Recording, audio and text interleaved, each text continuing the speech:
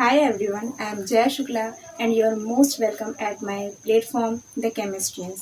Actually ये platform बिल्कुल नया है and this video is the first video here. Platform पर वीडियो के माध्यम से मैं आपको शेयर करने वाली हूँ केमिस्ट्री के most recommended basic and important topics in very easy way. मैं ट्राई करूँगी कि हर टॉपिक को बहुत ही सिंपल और बहुत ही इजी वे में समझाया जाए। एंड हमारा वीडियो और चैनल दोनों ही बिल्कुल नया है, तो मैं उम्मीद करूँगी कि आप लोग हमें पूरा सपोर्ट करेंगे और ऐसे ही आगे बढ़ने के लिए इनकरेज करते रहेंगे। तो आज का जो हमारा टॉपिक है वो है IUPAC नोमेनक्लेचर। ये जो है ऑर्गेनिक केमिस्ट्री का एक बहुत ही इम्पॉर्टेंट और बेसिक टॉपिक है। एक्चुअली इसमें थोड़े रूल्स ज़्यादा होते हैं जिस वजह से बच्चे इस टॉपिक को ईजिली समझ नहीं पाते हैं। तो मैं ट्राई करूँगी कि मैं इस टॉपिक को बिल्कुल वेरी इजी वे में आपको समझा सकूँ। तो आइए देखते हैं।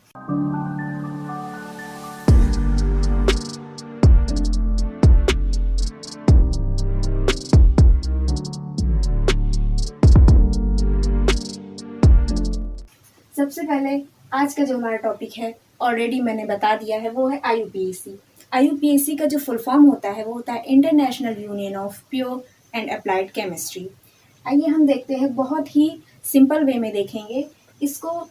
IUPAC को सबसे पहले हम दो ब्रांच में डिवाइड करते हैं। इसका नोमेनक्लेचर करने के लिए IUPAC नोमेनक्लेचर के लिए सबसे पहले हम क्या करते हैं, इसको दो ब्रांच में डिवाइड करते हैं।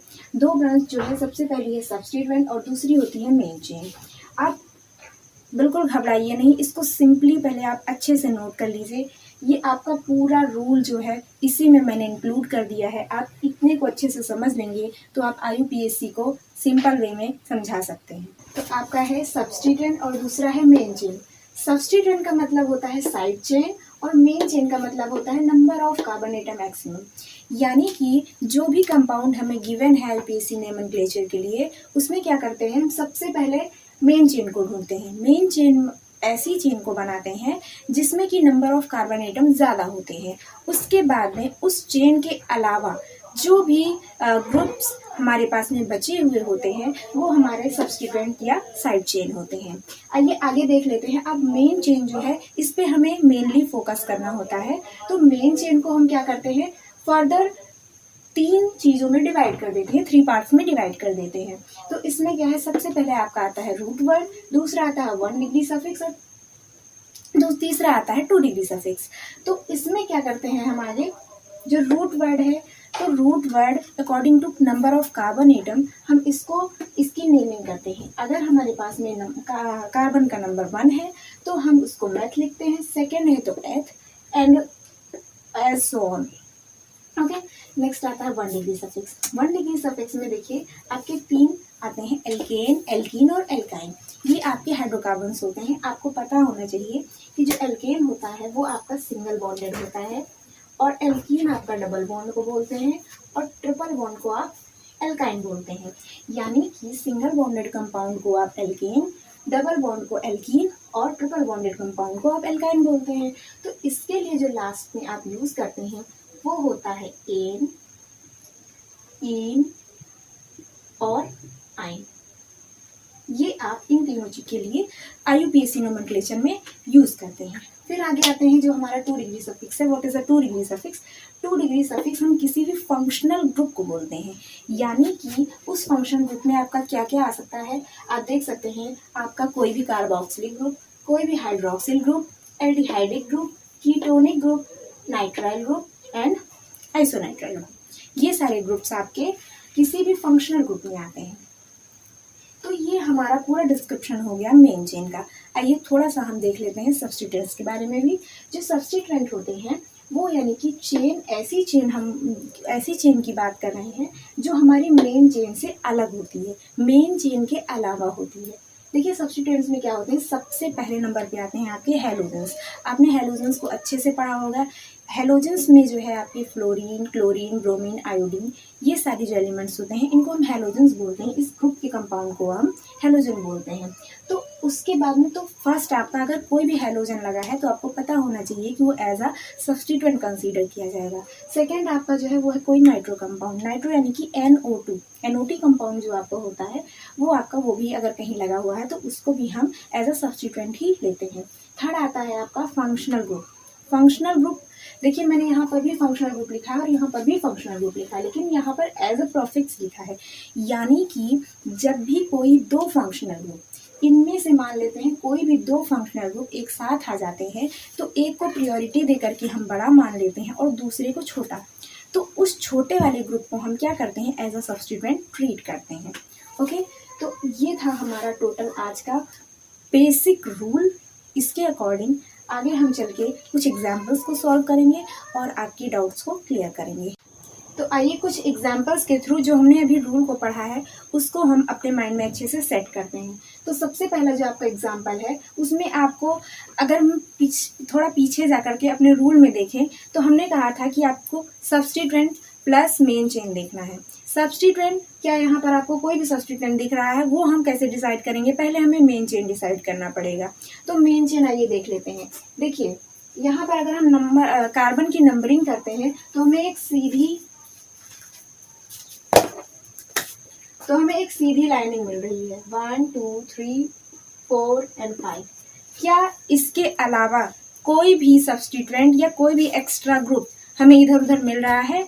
नो, नहीं मिल रहा है। इसका मतलब यहाँ पर सिर्फ मेन चेन ही प्रेजेंट है, कोई भी सब्स्टिट्यूएंट प्रेजेंट नहीं है। तो अब इसके बाद में ये आपका सिंपलेस्ट IUPAC नेमिंग है जो कि एल्केन की है विदाउट एनी सब्सटेंट। तो आइए देखते हैं इसको। अब इसमें हमें सबसे पहले मेन चेन में जाना है, सब्स्टिट्यूएंट तो प्रेजेंट है नहीं, सब्स्टिट्यूएंट के बाद में हमें मेन चेन में जाना है।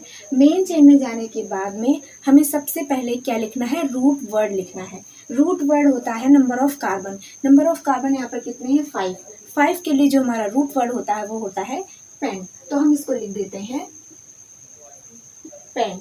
उसके बाद में हमारा सारा ही कार्बन और हाइड्रोजन सिंगल बॉन्डेड है। वैसे भी हाइड्रोजन सिंगल बॉन्डेड ही होता है, ये आपको पता होना चाहिए।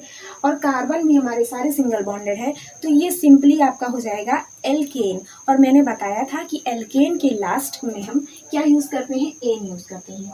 तो सिंपली इसका नाम हो जाएगा पेंटेन। आइए दूसरे एग्जाम्पल पे चलते हैं।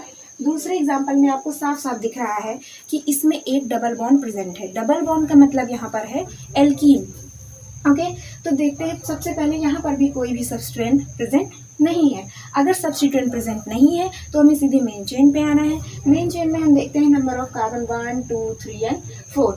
हाँ, नंबरिंग करते समय हमें कुछ चीज़ों का ध्यान रखना होता है। ये आपको सिंपलेस्ट मिल रहे हैं इसलिए आपको वहाँ पर अभी उन चीज़ों को कंसीडर करने की ज़रूरत नहीं है, लेकिन आगे आने वाले एग्जाम्पल्स में वो चीज़ें सामने आएंगी और मैं आपको उसको बिल्कुल ईजी वे में समझा दूंगी। देखिए यहाँ पर नंबरिंग 1 2 3 4 इधर से भी पॉसिबिलिटी है, अगर हम चाहें तो हम इधर से भी नंबरिंग कर सकते हैं। यानी कि अगर नंबरिंग की बात आती है तो हम सबसे पहले देख लेते हैं कि हमारा कंपाउंड जो है वो सिमेट्रिकल है या अनसिमेट्रिकल। अगर हमारा कंपाउंड सिमेट्रिकल है तो हम नंबरिंग कहीं से भी कर सकते हैं, बट अगर हमारा कंपाउंड अनसिमेट्रिकल है तो हमें नंबरिंग के लिए थोड़ी प्रायोरिटीज़ को देखना पड़ेगा। फिलहाल यहाँ पर जो हमारा कंपाउंड है वो सिमेट्रिकल है और सिंपल है, तो हम कहीं से भी नंबरिंग कर सकते हैं। आइए सिंपली इसका नाम देख लेते हैं। यहाँ पर नंबर ऑफ कार्बन जो है वो 4 है। नंबर ऑफ कार्बन 4 के लिए हम यूज करते हैं किसका? ब्यूट का। उसके बाद में आप देख रहे हैं कि फर्स्ट एंड सेकंड दोनों साइड से कहीं से भी आते हैं, तो दूसरे नंबर पे हमें मिल रहा है डबल बॉन्ड, तो हम लिखेंगे ब्यूट। एंड उसके बाद में हम इसका लिखेंगे क्या? 2, क्योंकि हमारा डबल बॉन्ड दूसरी पोजीशन पे है। और उसके बाद में हम लिख देंगे इन, यानी कि ये आपका ब्यूट 2 इन हो जाएगा। ओके, ये हमारा है एक एल्काइन। बस सेम करना क्या है, कंपाउंड हमारा वही है, इस डबल बॉन्ड की जगह पर ट्रिपल बॉन्ड आ गया है। तो फिलहाल उसको कंपेयर ना करते हुए हम इसी पे आते हैं। तो हमारा 4 कार्बन है, ठीक है, कोई भी सब्स्टिट्यूएंट नहीं है, तो हम लिख देंगे ब्यूट। उसके बाद में हम आते हैं, हमारा सेकेंड पोजीशन पे प्रेजेंट है ट्रिपल बॉन्ड, तो हो जाएगा आपका 2।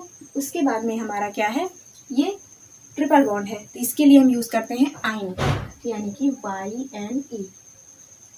सिंपली इसका नाम हो गया ब्यूट-2-आइन, या हम इसको 2-ब्यूटाइन भी लिख सकते हैं, कई जगह पे 2-ब्यूटाइन भी होता है, बट एग्जैक्ट नेमिंग ये ज़्यादा प्रेफर की जाएगी। फिर आते हैं हम नेक्स्ट वाले पे। 4th नंबर देखिए, उसमें आपको साफ साफ दिख रहा होगा कि अगर आप कोई भी कार्बन चेन बनाते हैं उसके बाद में भी उसमें कुछ एक्स्ट्रा मटेरियल, एक्स्ट्रा कार्बन्स बचने वाले हैं। ओके, तो सबसे पहले हम देख लेते हैं इसमें पॉसिबिलिटी कौन सी है नंबर ऑफ कार्बन एटम यानी कि मेन चेन बनाने की। तो आप देख सकते हैं सबसे पहले आप इस तरीके से एक यहाँ पर बना सकते हैं, मैं इसको राउंड कर देती हूँ। एक आप ऐसे बना सकते हैं कार्बन चेन, दूसरी कार्बन चेन आप बिल्कुल स्ट्रेट बना सकते हैं, तीसरी कार्बन चेन आप बना सकते हैं इधर से। मैंने अभी आपसे बोला था कि अगर कंपाउंड सिमेट्रिकल है तो आप नंबरिंग किधर से भी कर सकते हैं, but number of carbon atom को कंसीडर करते हुए। यहाँ पर आपकी दो, अगर देखा जाए तो 2 कार्बन चेन बन रही है, बन 3 रही है लेकिन 2 सेम ही हो जा रही हैं। तो अगर हम टोटली देखें तो हमारे पास में 2 कार्बन चेन बन रही हैं। तो जिस कार्बन चेन में दोनों को अगर हम देखें तो जिसमें नंबर ऑफ कार्बन एटम ज़्यादा है उसी को हम क्या करेंगे, मेन चेन कंसीडर करने वाले हैं। अगर हम देखें तो 1 2 3 4 5, इसमें नंबर ऑफ कार्बन एटम 5 आ रहे हैं और इसमें 1 2 3 4 1 2 3 4 दोनों में 4 4 आ रहे हैं, तो हम स्ट्रेट चेन को ही कंसीडर करने वाले हैं। तो आइए देखते हैं इसकी आईयूपीएसी मीनिंग। सबसे पहले हमें लिखना क्या है, सब्स्टिट्यूएंट प्रेजेंट है तो सब्स्टिट्यूएंट लिखना है। तो सब्स्टिट्यूएंट क्या है, आपका एक मेथिल ग्रुप है। देखिए एक छोटी सी चीज़ देख लीजिए, कोई भी एल्केन है लाइक CH4, जब उसमें से हम एक हाइड्रोजन को निकाल देते हैं तो बनता है क्या, CH3, जैसे कि यहाँ पर ग्रुप लगा हुआ है, इसको हम बोलते हैं मीथेन और इस ग्रुप को हम बोलते हैं मेथिल। यानी कि किसी भी एल्किल ग्रुप से एक हाइड्रोजन निकल जाने पे जो बचता है, सॉरी, किसी भी एल्केन से अगर एक हाइड्रोजन निकल जाने पे जो हमारा कंपाउंड बचता है उसको हम कहते हैं एल्किल ग्रुप। ओके, तो इस तरीके से इसको हम बोलेंगे मेथिल। तो सबसे पहले हम लिख लेते हैं मेथिल जो कि हमारा सब्स्टिट्यूएंट है। उसके बाद में आते हैं मेन चेन पे। मेन चेन में हमें सबसे पहले क्या कंसीडर करना है, सबसे पहले हमें रूट वर्ड देखना है। रूट वर्ड हमारा 5 कार्बन का है, 5 कार्बन के लिए हम लिखते हैं पेंट। उसके बाद में हमें क्या लिखना है, डबल बॉन्डेड है, यानी कि 1 डिग्री सफिक्स लिखना है, डबल है, ट्रिपल है, सिंगल है, तो सारा सिंगल बॉन्डेड है, तो यानी कि ये हो जाएगा आपका एन। क्या यहाँ पर कोई 2 डिग्री सफिक्स प्रेजेंट है, नहीं प्रेजेंट है, तो हमारा यहीं पर कंप्लीट नेमिंग हो जाएगी। लास्ट वाला भी बिल्कुल वैसा ही है, बस थोड़ा सा इससे डिफरेंट है। यहाँ पर आपका ये सिमेट्रिकल था, यहाँ पर ये आपका अनसिमेट्रिकल है। तो यहाँ पर आपकी जो नेमिंग होगी वो 2 तरीके से हो सकती है। सबसे पहले आप इधर से कर सकते हैं 1 2 3 4 एंड 5, या आप इधर से कर सकते हैं 1 2 3 4 एंड 5।